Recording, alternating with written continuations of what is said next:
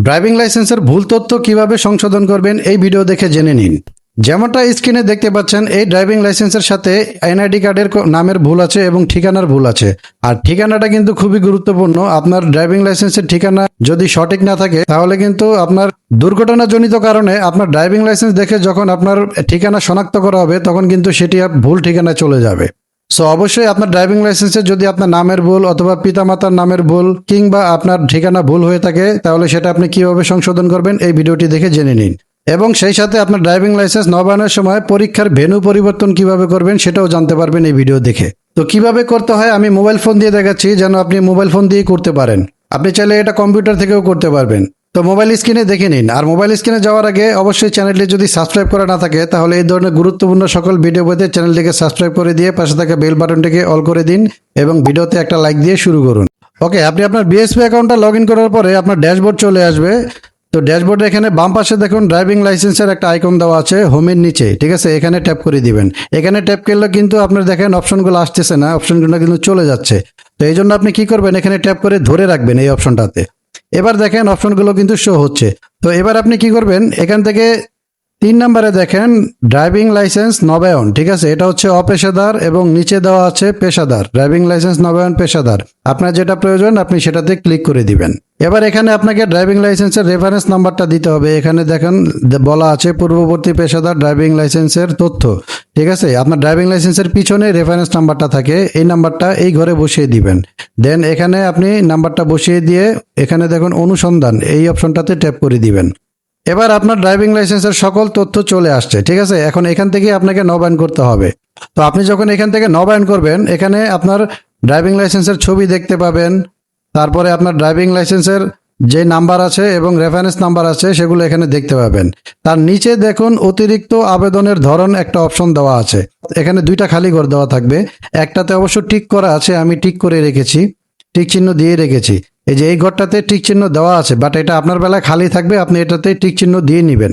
তো এটাতে টিক চিহ্ন দেওয়ার পরে ডান পাশে দেখেন একটা অপশন দেওয়া আছে, এখানে ক্লিক করুন। ড্রাইভিং লাইসেন্সের তথ্য সংশোধন করতে এখানে ক্লিক করুন। আপনি ঠিক এই জায়গাটাতে ক্লিক করে দিবেন। এবার আপনার সামনে আপনার ড্রাইভিং লাইসেন্সের তথ্যগুলো সংশোধন করার জন্য ফর্ম চলে এসেছে।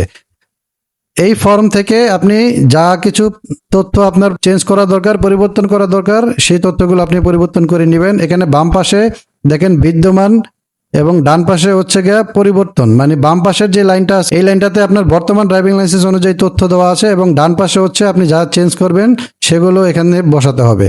যেমন এখানে দেখেন নাম দেওয়া আছে, ঠিক আছে? এই ঘরে যদি আপনি ঠিক করে দেন তাহলে এই ডান পাশে আপনার নতুন যে নামটা আপনি দিবেন সেই নামটা এখানে আপনি বসিয়ে দিবেন। যেমন বাম পাশে যে নামটা দেওয়া আছে এটা ভুল, ডান পাশে আপনি সঠিক নামটা বসিয়ে দিবেন। তো এইভাবে আপনার এখান থেকে যা কিছু পরিবর্তন করা দরকার আপনি সংশোধন করা দরকার। যেমন এখানে জন্ম তারিখ যদি ভুল থাকে ডান পাশে তাহলে সঠিকটা দিয়ে দিবেন। তারপরে হচ্ছে পিতার নাম যদি ভুল থাকে ডান পাশে সঠিকটা দিবেন। মাতার নাম ভুল থাকলে ডান পাশে সঠিকটা দিবেন। এইভাবে আপনার বাম পাশে হচ্ছে বর্তমান যেগুলো দেওয়া আছে তথ্য, আর ডান পাশে হচ্ছে যেগুলো আপনি সংশোধন করবেন সেগুলো। দেন এখান থেকে আপনার বৈবাহিক অবস্থা যদি চেঞ্জ করা লাগে, আপনি ম্যারিড না আনম্যারিড এটা এখানে টিক চিহ্ন দিবেন। দেন তারপরে স্বামী বা স্ত্রী হয়ে থাকলে আপনি এখানে টিক চিহ্ন দিয়ে ডান পাশে তার নাম লিখে দিতে পারেন। ওকে, নিচে এবার আপনি যদি ঠিকানা পরিবর্তন করতে চান তাহলে এই যে বাম পাশে দেখুন ঠিকানা বিদ্যমান, মানে বর্তমান যে ঠিকানাটা দেওয়া আছে এটা চেঞ্জ করতে হলে এই যে ডান পাশে এই ঘরগুলোতে সঠিক ঠিকানাটা বসিয়ে দিতে হবে, ঠিক আছে? তো আবার বর্তমান ঠিকানাটা ভুল দেওয়া আছে, এটা হচ্ছে গ্রামের ঠিকানা দেওয়া আছে। তো এই ঠিকানা আমি রাখতে চাচ্ছি না, আমি বর্তমান যেখানে থাকি সেই ঠিকানাটা আমি দিতে চাচ্ছি। তো এই জন্য এখান থেকে আমি জেলা, বিভাগ, থানা এগুলো সব বসিয়ে দিব। তো বসানো হয়ে গেলে, সংশোধন করা হয়ে গেলে একেবারে নিচে দেখেন ডান পাশের নিচে নিশ্চিত করুন লেখা আছে কোনায়, ঠিক আছে? এখানে ট্যাপ করে দিবেন। তো সংশোধন হয়ে গেছে। এবার এখান থেকে আপনি ভেন্যু পরিবর্তন করবেন কিভাবে ড্রাইভিং লাইসেন্স পরীক্ষা দেওয়ার জন্য। এই যে এখান থেকে আপনাকে ভেন্যু পরিবর্তন করে নিতে হবে। দেখুন এখানে দেওয়া আছে ভেন্যু পরিবর্তন, ঠিক আছে? সার্কেল পরিবর্তন এবং পরীক্ষা দেওয়ার ভেন্যু পরিবর্তন।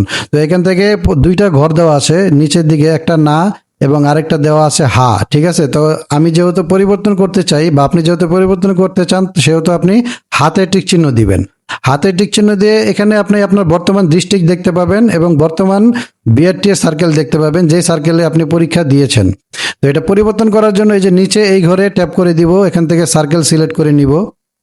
ঠিক আছে, এখানে আপনি সকল জেলা পেয়ে যাবেন, সকল সার্কেল পেয়ে যাবেন, যেটা আপনার সুবিধা আপনি যেখানে দিতে চান সেই সার্কেল সিলেক্ট করে নেবেন এবং ডান পাশে এখান থেকে আপনি পরীক্ষার স্থান সেই সার্কেল অনুযায়ী সেটা সিলেক্ট করে নেবেন। ড্রাইভিং লাইসেন্স পরীক্ষার ভেন্যু কিভাবে পরিবর্তন করবেন এই সম্পর্কে একটা ডিটেলস ভিডিও দেওয়া আছে চ্যানেলে, আপনি চাইলে এই ভিডিওটি দেখে নিতে পারেন। স্ক্রিনে যে থাম্বনেলটি দেখতে পাচ্ছেন, এই ভিডিও দেখে আপনি জেনে নিতে পারবেন কিভাবে ড্রাইভিং লাইসেন্সের ভেন্যু পরিবর্তন করবেন এবং ভেন্যু পরিবর্তন করার জন্য অনলাইনে ফি জমা দিবেন। অর্থাৎ ড্রাইভিং লাইসেন্স পরীক্ষা দেওয়ার জন্য যে 230 টাকা ফি দিতে হয় সেটা আপনি কিভাবে বিকাশের মাধ্যমে দিবেন সেটাও আপনি জেনে নিতে পারবেন এই ভিডিওটি দেখে। তাই স্ক্রিনে দেওয়া এই থাম্বনেলটির ভিডিওটি অবশ্যই দেখে নেবেন। আর ভিডিওর লিঙ্কটি এই ভিডিও ডেসক্রিপশন বক্সে প্লেলিস্ট নামের একটা লিঙ্ক দেওয়া থাকবে, সেই লিঙ্কে ক্লিক করে আপনি এই থাম্বনেলটি দেখে ভিডিওটি দেখে নেবেন। তো এই ছিল হচ্ছে আজকের ভিডিওটি কেমন লেগেছে অবশ্যই কমেন্টে লিখে জানাবেন এবং সেই সাথে ড্রাইভিং লাইসেন্স অথবা মোবাইল রিলেটেড যে কোনো জিজ্ঞাসা থাকলে কমেন্টে লিখে জানাতে ভুলবেন না। আর ভিডিওটি খুবই গুরুত্বপূর্ণ ছিল, তাই ভিডিওটি আপনার বন্ধু বান্ধব সবার সাথে শেয়ার করে দিবেন। যদি ভিডিওটি একান্তই ভালো লেগে থাকে তাহলে ভিডিওর জন্য একটা লাইক আশা করছি, কারণ আপনি একটা লাইক দিলে নেক্সট ভিডিও বানানোর অনুপ্রেরণা হয়। আর এই ধরনের সকল গুরুত্বপূর্ণ ভিডিও পেতে চ্যানেলটি সাবস্ক্রাইব করে দিয়ে পাশে থাকা বেল বাটনটিকে অল করে দিন। ইনশাল্লাহ দেখা হচ্ছে নেক্সট কোনো ভিডিওতে। টেল দেন টেক কেয়ার, আসসালামু আলাইকুম।